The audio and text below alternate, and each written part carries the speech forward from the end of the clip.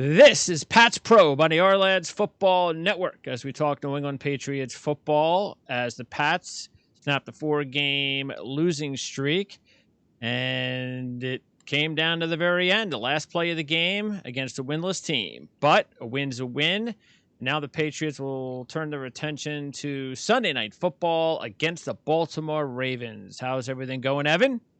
It's going great, Greg. Finally, a win that we get to talk about. As much as you said it's the Jets, it's always better to talk about a win than a loss. Well, hey, look, as a Jet fan, that was the perfect game. Yeah, You lose, you still have Trevor Lawrence in your eyes, and you're also having a pretty decent performance when you know that you can when a lot of your players are healthy. And they still played without Quinnen Williams, and then Becton was out in the second half. New York media trashes the Jets, of course, every chance they get. I think there's still a lot of promise with what the players they already have, the young players. I thought this past draft was an excellent draft. All 9 players participated in the game for the first time this season. I think there's a good future in New York. But the Patriots, yeah, they needed to win desperately. And offensively, it didn't really matter who it came against because the Jets aren't a terrible defense. They just don't have the talent. They have a really good coach. But the Patriots did what they had to do. And still, Cam has got to make the throws, something he wasn't doing in previous weeks. So if the Jets, no matter who is back there, if they're leaving receivers open and Cam's not hitting them like he hasn't hit them in previous weeks, well, you're going to get what we've seen from the Patriots in recent weeks, and especially Cam. But Cam was hitting the receivers. He looked a lot better. Why do you think that was the case? well, it looked to me like he looked a lot more comfortable with what they were calling offensively, and they played a lot of the game from under center, which I've sort of been against with Cam. But I think when they have gone under center in the past, they've tried to really hit vertical shot plays off of those under center play action passes, and reading those things out and reacting to them quickly with his back turned to the defense initially has not always been Cam's strong point or a comfort level with that. But last night, I thought he looked really comfortable doing that for the first time, maybe all year. And on top of that, just the playmaking from within the pocket, escaping pressure, eluding pressure. They blitzed him like we expected them to, and he was up to the task for the most part against the blitz and had a couple of really kind of highlight reel type of plays maneuvering in the pocket. He escaped Harvey Longy on that one play, not once, but twice, and was able to find Jacoby Myers for a first down once he eluded that tackle or sack attempt in the pocket. So he looked a lot more comfortable in what they were doing. I wouldn't say he necessarily looked more Cam-like, so to speak, because they weren't really using his legs all that much. But in terms of a passer, it looked like the marriage between play calling, play design, and quarterback was starting to find a little bit of a rhythm after you go back to last week against Buffalo and then this week against the Jets. Yeah, because that's going to, and the timing couldn't have been better with Baltimore coming up. This is a huge step up in competition, and the Patriots had no chance if they were going to play the way they had coming into this Jet game. But now at least, I'm not looking at the results. I'm just looking at, again, the way Cam looked in the passing game and mixture. Even though there was a lot of rushing yards, wasn't exactly like they had a big rushing average, but it helped to provide balance to the offensive attack. And you got to think it opened things up for the passing game as well. So it's great timing, but now they have to do it on the field because this isn't one of those games where, all right, well, hopefully we'll improve for a second consecutive week, and they just don't have time for that. They got to win this game, and they're already 2 games back now of 4 teams that are 5-3. So 2 of those 4 are going to go to the playoffs as long as there's still 7. And the Patriots are already behind those 4 teams by 2 games. So this is already now a must-win situation for the Patriots. And we'll find out exactly how good they really are as they step up in competition.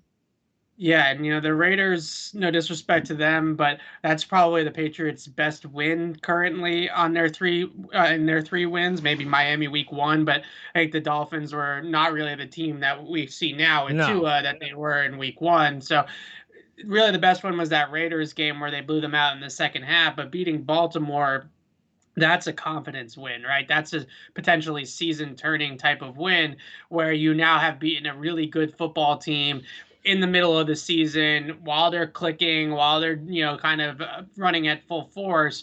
Whereas that Miami game or that Raiders game, they might have caught them a little bit early or something like that. So it's definitely going to be a tough one. I think for the Patriots, the hardest part is definitely going to be looking at that game last year against Baltimore. Containing the Ravens' rushing attack was a big issue for them, and they haven't done anything to really prove that they can effectively stop the run all that much. I know the Jets game.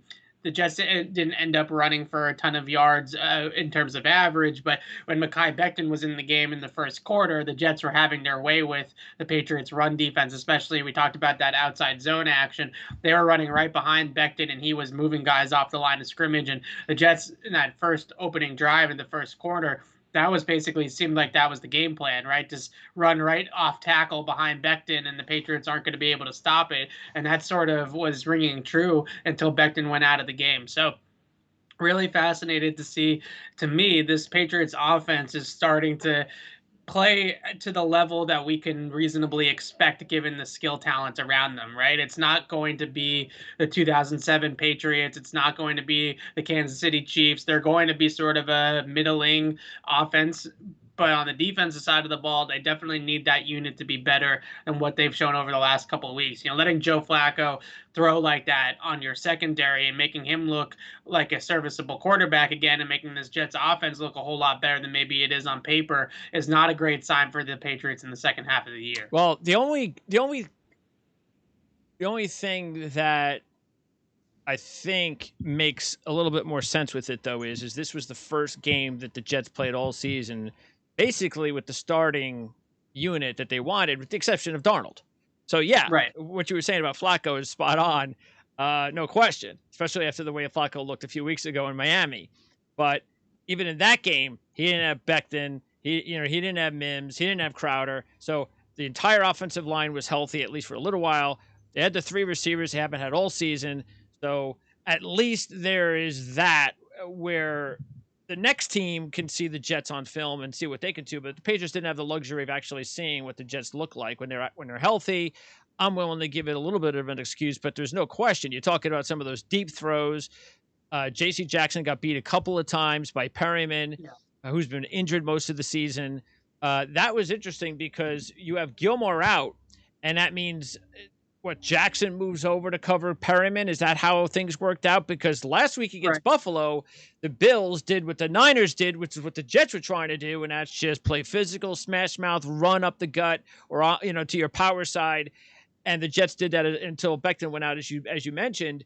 But the passing game, that wasn't an issue with Gilmore against Buffalo because the Bills didn't need to throw the football much. But in this game, that was a major issue. And how do you think? Well, I don't know if Baltimore, though, is the type of team that can actually expose, believe it or not, in the passing game, the way Joe Flacco and the Jets can. I just thought Baltimore wants to run the football. At least you would think that they're going to want to run the football.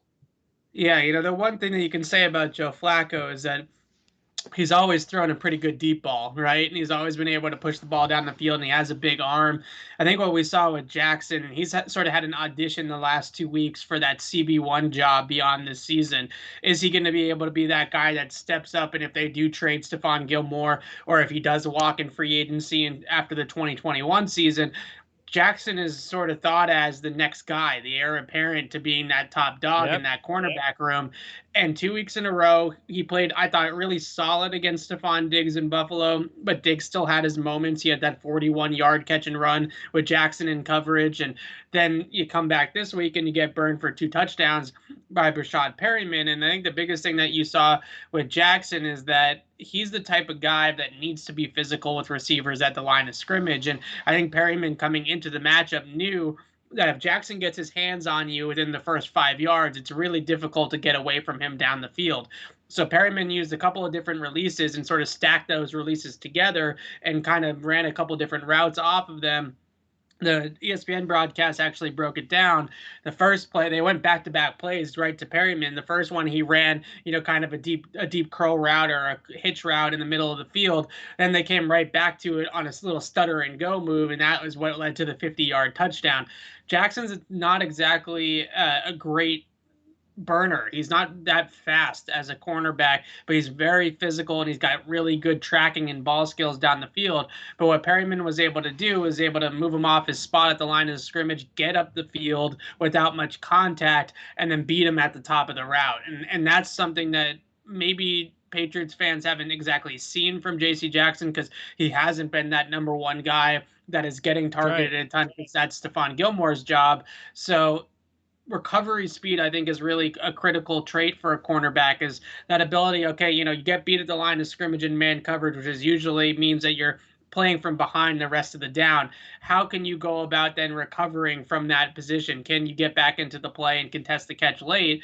And Jackson really had a couple of different instances where he had some problems doing that. So that's the difference to me between a great cornerback and Stephon Gilmore and a very good but not quite elite cornerback in J.C. Jackson, is that in those positions, Gilmore, he doesn't panic at the top of the route when he gets beat, and he has that closing speed to be able to finish the play and at least make it a difficult catch so it's not a walk-in touchdown like we saw. So I know it's only been a game, couple of games, and when is Gilmore supposed to be back? What do you think? Well, he's got that knee issue. Obviously, the trade deadline is passed at this point, so it's not an issue of contract or trade demand or anything like that. So I would think that he would be back pretty soon. The injury was described to me as legitimate but not serious, and now he's missed 2 games. So you kind of think that by the third week of that injury, he should be all right. If it was going to be longer term than that with the 3 week IR rule, you would have thought that they Yeah. would just place him on IR for 3 weeks and then come back to it. So it seems to me like they'll be able to push it and have him play against Baltimore, whether they need him or not. I think it's clear at this point that maybe J.C. Jackson isn't ready for that role quite yet. And it might even be something, and again, because you don't think Gilmore is going to be back. No chance. I don't know. Excuse me. Uh, that's a tough one because the Patriots are clearly not going to pay him another top of the market deal, How old is right? he? He's going to be 31 That's next getting year. old. It's getting up there for corners. And this, to me, you're a Jet fan, and you remember the Darrelle Revis Sure. 2014 into 2015, and it feels exactly like that situation where the Patriots have gotten what they wanted out of Gilmore. They got this 3 or 4 year prime run with him, where he wins a Defensive Player of the Year. They win a Super Bowl with him against the Rams, and then he sort of cashes in one last time, and some other team overpays him Yeah, at the end of his exactly. Yeah. career, and not the Patriots. Yeah. That's always been Bill Belichick's MO, is moving on from a player a year too early instead of a year too late. And that's got Gilmore in all over it. I Okay. know they've shopped him. I know they've tried to trade him both in the draft last year at the draft, and then this year they've listened to offers at the trade deadline. They just haven't gotten that good enough offer, good enough return to pull the trigger yet. But I wouldn't be surprised at all if he gets traded next offseason, because they're not going to pay him long term again. So you might as well, recoup some things from that How many asset. more years he has left? Maybe 3 or 4. I think he's probably got one more contract in him, one more big money deal, and it's not going to come from New England So when does his contract expire? after next So he's got season. one So more year after this. Okay. yeah, so he's kind of in that pre-agency period now, right? Where Yeah, he's that not makes a a free lot of sense. Yeah, trade. Yeah, but yeah, but everybody's sort of understanding that the writing is on the wall here. yeah. Well, you probably. I mean, I would think you'd be able to get a second round draft pick for him.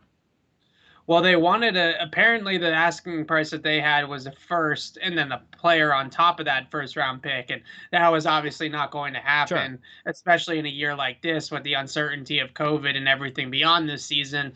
There was no way that a team was going to give up that much capital for a player that they were then going to have to pay Yes. close to something like $20 million next year on his current deal, and then probably a long-term extension on top of that to make him happy. Yep. So that's a lot to ask for. I think a second round pick is probably where it's headed. Maybe a second round pick and a player at a position of need for New England, like a tight end or a wide receiver, might be able to get it done. All right. Well, does make a lot of sense though, because there are a lot of teams, especially teams trying to win championships, that can use and look at Gilmore as a guy that, hey, maybe if we got the cap space, he could be the final piece of our and Right. especially if they believe that he at least can give him another, which he should. He should still be able to give you another couple of good years. He doesn't have to be an elite level guy. He can still be effective until he's about 33, 34 years old. Right, and he's a very, very skilled and technically refined corner as well. He's got great technique, great feet, great eye discipline. So those are the types of things that probably will translate into a decent late year career as long as he doesn't completely decline athletically and physically. And then that means the Pats, more than likely, because Jackson is not going to one day wake up with speed, they're going to have to look for a corner in the draft pretty high. We know what they got to do at wide receiver, but you might be able to figure that out in free agency as well. I mean, that's something that, because we've been down that road before. But speaking of wide receiver, Jacoby Myers, uh, he is saying, oh, don't forget about me.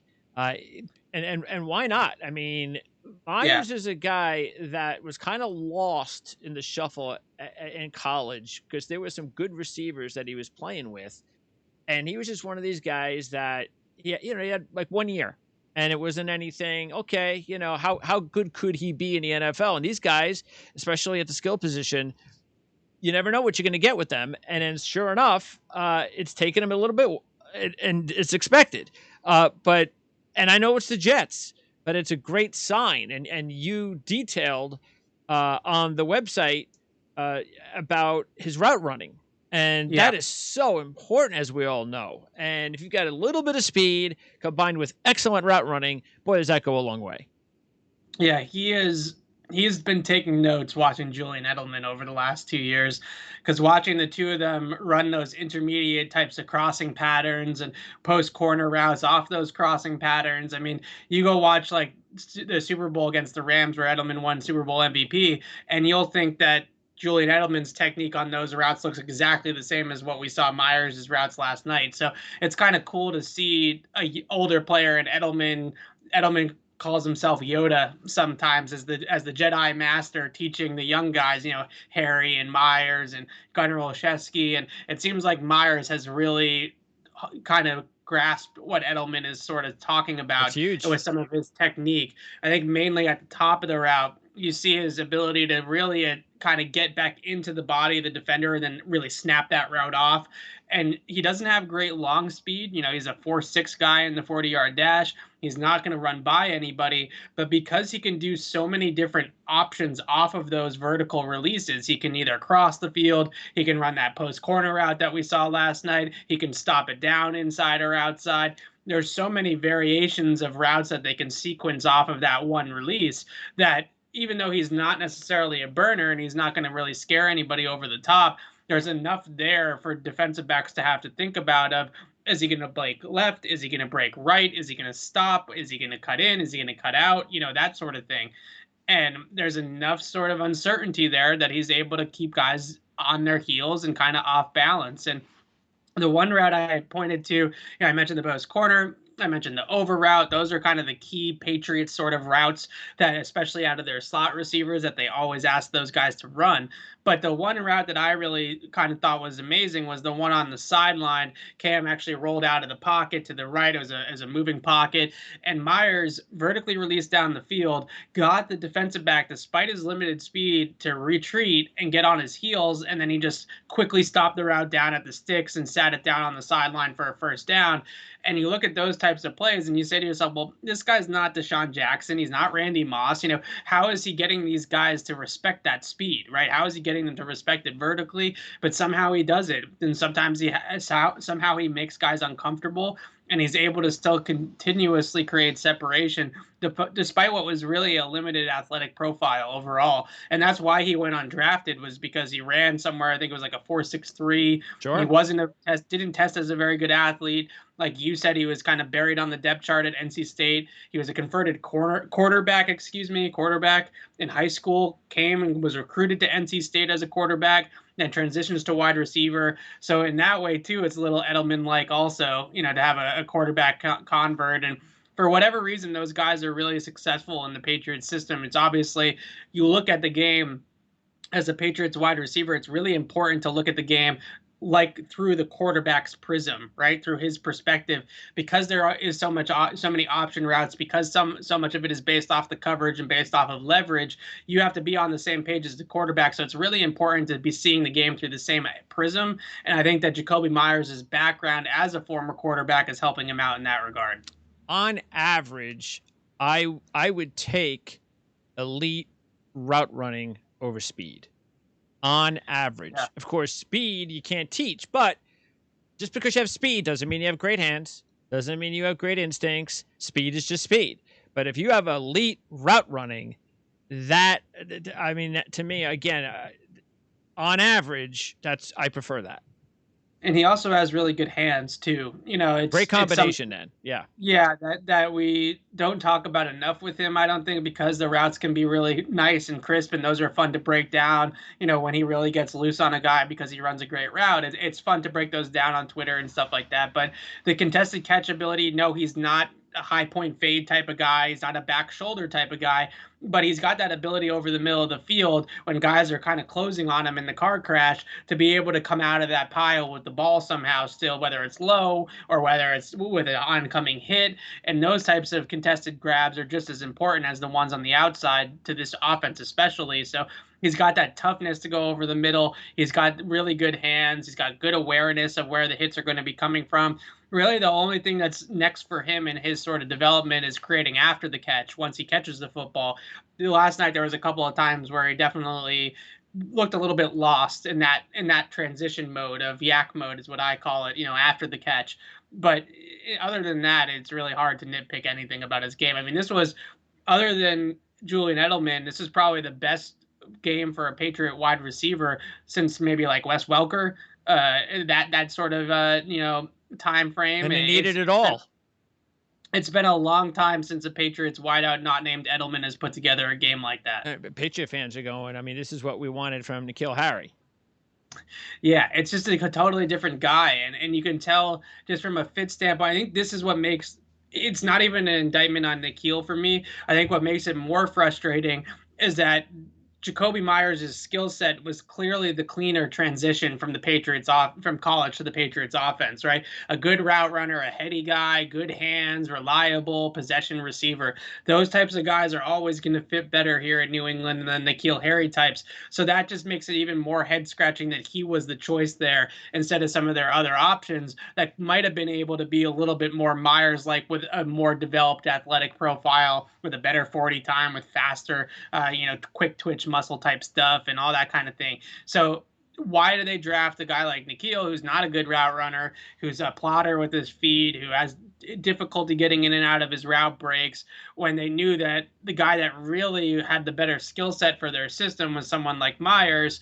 I don't know exactly who that would have been in that draft. You know, maybe it's more like an A.J. Brown type or a Deebo Samuel type, Sure. or Terry McLaurin possibly might fit that mold a little bit better. But from a talent evaluation standpoint, it's very clear that the best bet is to go with a Myers type of receiver, not a Harry type of receiver. Yeah. Yet the Harry receiver was the one drafted in the first round. All right, I got a fantasy question then for you, because both Okay. of these players are definitely on the waiver wire this week. Yeah. If you had to decide between Jacoby Myers and Brashad Perryman. Oh. Well, I think Perryman will end up in the end zone more. So Yeah. I guess from a fantasy perspective, maybe that you lean Perryman there. I actually really like Perryman as a player. I was kind of hoping the Patriots would pick him up in the free agency, and was obviously a little bit disappointed that he went to the Jets instead, because they could really use a bigger, faster receiver like that on the outside to make some plays down the field like we saw last night out of Perryman. So that's sort of what the Patriots offense is missing.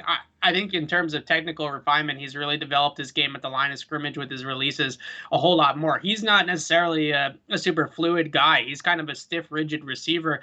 Someone like a N'Keal Harry, although he's not as explosive as Perryman necessarily, should really watch a lot of Perryman tape, because the way that Perryman's developed his route releases, that's what is really the key to everything for him. He's not super quick at the top of the route. He's not Jacoby Myers in that regard, but he's got that ability to get guys off their spots, get into his route, and really use his speed, which is something that Harry could benefit a lot from. And also, as an example, it took him a few years. So it didn't happen overnight Right. for Perryman. Well, he was sort of a guy that was labeled a bust too. Absolutely. You know, Yes. a first round bust because of technique. because of poor route running technique. And he's finally figured out at least one sort of element of route running to be good at in terms of the releases. And when I talked to wide receivers coaches or N'Keal Harry's coaches over the offseason, that was what they were really working with Harry on over and over again, was at the line of scrimmage. Because when you're a bigger guy that's a little bit explosive, once you get the corner kind of leaning one way and off his spot and you get him on your back, then you can start to create, right? Then you can either blow by him or you can set up a comeback route or a back shoulder or whatever. That's when those bigger bodied wideouts can get production. That's when they can be productive. And they really worked a ton on N'Keal Harry's route releases. And a guy like Perryman gives you hope that maybe by year 3, year 4, year 5, Harry could eventually become that type of guy. All right. As far as the defense is concerned, especially the youth, Winovich winds up getting 31 snaps again. But Yeah. unfortunately, 3 rookies combine for just 15 snaps: Jennings, Uche, and Duggar.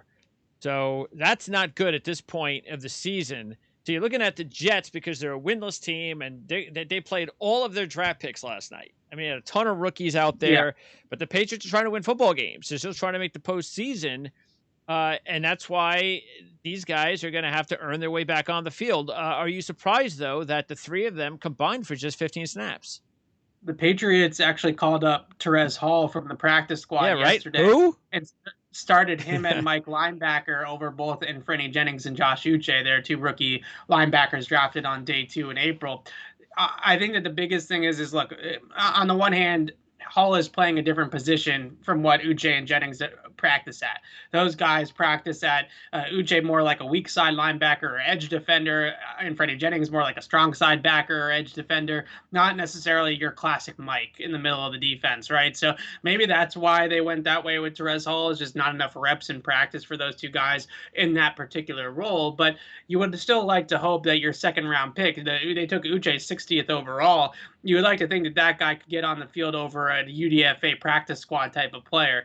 And I think that that's disappointing. But for me, I wrote this last night, is I don't think it's necessarily an indictment yet on Josh Uche or Jennings or Duggar in terms of their talent or their overall ability, as much as it is Bill Belichick being hesitant to put those guys out there with such little practice time and game experience in a wacky season. So unfortunately, it stinks. But outside of Michael Onwenu, who's starting at right tackle and doing an excellent job for the Patriots in his rookie season, it seems to me like the rest of this rookie class is really TBD until 2021, when they have a full preseason, they have a full training camp to get them up to speed, and they can hit the ground running. Belichick seems to kind of have given up on most of these rookies for this season just because of the wacky COVID year. And he's kind of gone on the radio. He's talked to us about how, the rookies are so far behind and this, that, and the other thing. And all of us have just argued, well, just simplify it for them and just kind of point them in direction and go. But that's not how they operate here, right? This is never going to be that type of system or that type of team. You either understand your role or you don't in New England. And it's clear that those 3 guys are not quite understanding the role yet. So it's frustrating, I think, because, especially like a guy like Kyle Duggar, Adrian Phillips and Terrence Brooks are solid football players, solid veteran guys, but you would certainly like to see your top pick in the draft starting to take on some of those snaps from those 2 guys, right? Is Brooks really the future here at strong safety, or Adrian Phillips really the future here in that hybrid box safety role? Definitely not. Kyle Duggar is the guy they drafted to play that position long term. So eventually you would like to see those 2 kind of give way to the rookie a little bit and let the training wheels come off. All right. Now, as far as injuries, Harris, chest, he left the game pretty late. Once again, looks effective when he's out there. Got to stay healthy. Yeah, they listed 17 guys on the injury report coming into this game. Stephon Gilmore, Jawan Bentley, Lawrence Guy were ruled out on Saturday, I guess, for the Monday night game. They were immediately ruled out with injuries. N'Keal Harry, J.J. Taylor were also ruled out with injuries immediately. So we actually went into this game only needing 1 more inactive from the Patriots because they had already ruled out 6 guys. And they come into the game with a bunch of guys on the injury report. They only dressed 1 tight end. They're banged up in the secondary. They're banged up in the front 7 defensively. This team has definitely gone through its licks of injuries here in the last couple of weeks. And it's not necessarily those season enders, which kind of makes it even more frustrating because, you think that somebody like a N'Keal Harry who has a concussion would would be back by 2 weeks later, and Stephon Gilmore with a minor but legitimate knee injury would be back by this point, but they haven't quite gotten there yet. So it's they're starting to add up. Damian Harris played, like you said, a lot of those yards last night came from after contact. The Jets' run defense was really keying. They got like 8, 9 guys in the box at times. They knew the run was coming, and it wasn't easy. The Patriots ran for, I think, 159 yards, but it was 41 carries. So it wasn't one of their better running games. But Damian Harris and Rex Burkhead had over 100 yards after contact combined, and were able to at least, take a 3-yard gain and turn it into some bigger ones by running through tackles and doing that sort of thing. Harris had one where he gained like 3 or 3.5 yards initially, ran through a couple of different Jets, and ended up busting off a 21-yard run, kind of carrying 3 or 4 guys down the field. Well, the first run of the game, he just bulldozed my boy Hewitt. Yeah. Just knocked him over, and then that was the one where he got carried over for about another 5 yards and picked up a first down on the first play. Right. So that was sort of the tone setting run of the game for the Patriots. Is that was the very first play of the game. Smash mouth football were coming right at you, but the Jets, I thought, actually adjusted and did a pretty good job of stopping New England's running game outside of all those yards after contact. So it really took Burkhead and Damian Harris creating yards after contact to even get a running game going at all for the Patriots. And I think a lot of Patriots fans' frustrations with this offense this season has been how conservative the play calling has been by Josh McDaniels. Through the first 3 quarters of the game last night, 17 first down runs to only 4 passes. Just ground and pound, old school. We're right at you. We're going to hand the ball off. We don't care if we have to hand it off 50 times. That's what we're going to do, because we're not confident in our passing game. They're not confident that Cam Newton, if they let him throw the ball 50 times, 45 times in a game, isn't going to turn it over 3 times, right? They're not sure of that yet. So they are really relying heavily on the running game. It's worked at times. It's definitely a pretty efficient overall rushing attack. I think what happens too often with the running game, though, is what we saw last night, is the Jets are hitting these plays down the field. Flacco is hitting Perryman and hitting Crowder for these deeper touchdowns. And that's how you get down in a game, right? That's how you get down in the NFL quickly. So against Buffalo, against certainly in this week against the Jets, even if you go back to some of their other losses, like against Seattle, for instance, the first half rushing and this like identity thing, to establish the run, so to speak, for the Patriots offense has put them in holes, and it's forced them to have to dig themselves out of it. They finally finished one of those fourth quarter comebacks off on Monday night, but that's not a position you want to consistently put yourself in, especially with this offense, with this skill talent around Cam Newton. They're not going to come back from 10 points down in the fourth quarter against too many opponents. So that's sort of the yin and the yang of it, is that, yes, the run game is their strength offensively. It's the thing they do best offensively. But when you're hitting your head against a brick wall 40 times in a game and the passing game is really working, I definitely think there needs to be a little bit more balance there, and sort of a little bit more of an ability to evolve with what's working. When you watch a game unfold and the game script kind of go about it, and you see that you're only averaging 3.9 yards per carry, but you're averaging 8 yards per attempt throwing the ball, then maybe you want to do the thing that's working a little bit more.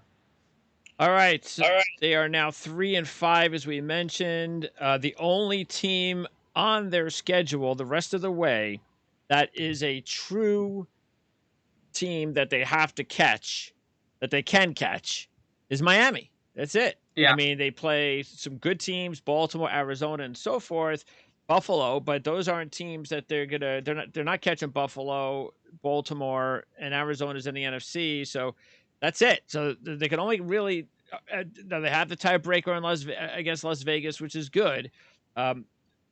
But first things first, let's take care of business with Baltimore if you can, because the Ravens are actually a better team on the road. Lamar Jackson has won 13 of 15 road starts. The Ravens are 11-2-2 covering the spread in those road starts, and they're usually a favorite like they are on Sunday, a 7.5-point favorite. They usually have to cover a big number. And they beat the Patriots last year at home, but that was when they were a 3-point home dog. This was like the beginning of the Lamar Jackson story when they beat the Pats 37-20. And the Patriots, meanwhile, let's not forget, they've lost their last 2 home games by a combined 51-18.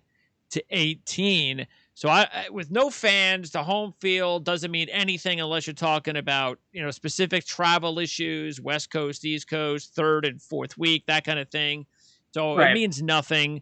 Um, but this is just a big step up. I wonder if Baltimore could take advantage, because you would think that they should. They're a run first team. The problem is, and I think this has been the ongoing problem as far as I'm concerned with Greg Roman, is it's too much Lamar Jackson. Lamar Jackson cannot be leading your team in rushing every game. I mean, that's not okay. Yeah, Mark Ingram's not healthy, but even when he's healthy, they don't feed these running backs enough the way that you would want them to. Now, this is the perfect game that you would expect, that you're going to see a heavy dose of J.K. Dobbins and Gus Edwards. I have no idea if Ingram's going to be available, but whether they can actually, and remember, Stanley's not playing. So that's a big loss. Right. He's out for the year. So I don't know. I mean, you would think that Baltimore should be able to take advantage, but they're just not that type of team. They just don't. There's a lot of, there's a lot of play action. I think they give the ball too much to Gus Edwards. You got a high draft pick in J.K. Dobbins for some reason. He's a playmaker, and they don't give him the ball as much as they should. So we'll see. We'll find out if Baltimore could actually look at the film, see what works against the Patriots, and run those plays. They did that last year. Last year in that matchup, it was a lot of gap type of runs against the Patriots, two gapping front, which is the way to go. A lot of short passes. Lamar was 15 for 20 on passes within 5 yards of the line of scrimmage in that game. So a lot of the things that we've seen this year teams do successfully against the Patriots defense, Lamar did well against the Patriots defense last year. Now, the fascinating thing for me in this matchup is that the Patriots defense, at least we think on the outside looking in, was built in a lot of ways with this matchup in mind by adding guys like Adrian Phillips and drafting a Kyle Duggar to come at it a different way against Lamar Jackson than what they did a year ago. A year ago, they played a bunch of snaps. I think something like 20 snaps with actually 4 down defensive linemen and 5 linebackers on the field. They had 2 DBs. Okay. Sometimes they had 3 DBs. That was sort of the package, right? They had all those linebackers, the boogeymen, Kyle Van Noy, Jamie Collins, Dante Hightower. They put all those guys on the field, and they just tried to beef up.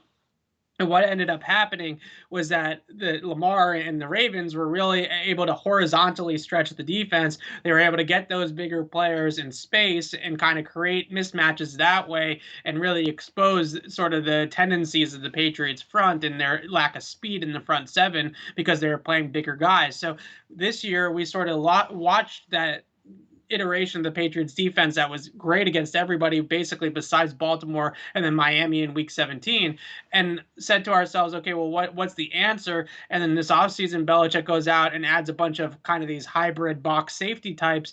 And if you go back to Lamar's first ever playoff game against the Chargers, they played a lot of diamond quarters defense in that matchup. And that was exactly what Chargers did, with Adrian Phillips actually ironically in the center of it all as this sort of hybrid safety front where they kind of had a ton of speed on the field, and all they did against Baltimore was just overwhelm them with speed and just beat everybody to their spots. And they had the guys in the box that were able to spy and chase around Lamar that weren't these 255-pound linebackers trying to play in space. So the Patriots theoretically built their defense for this matchup along with building it for Kansas City. The question is, the two top dogs in the AFC, that makes sense.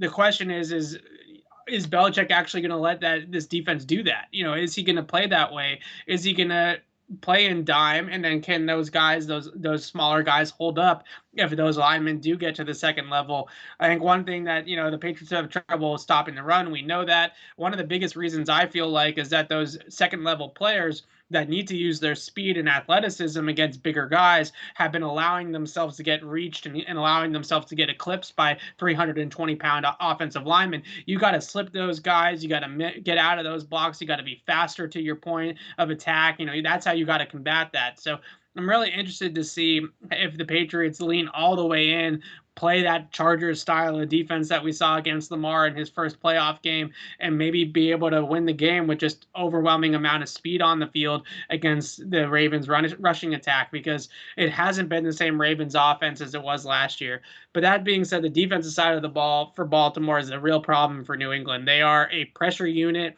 They are a man coverage unit a lot of the time. They do play a lot of a zone as well, but it's usually blitz zone or zone pressures.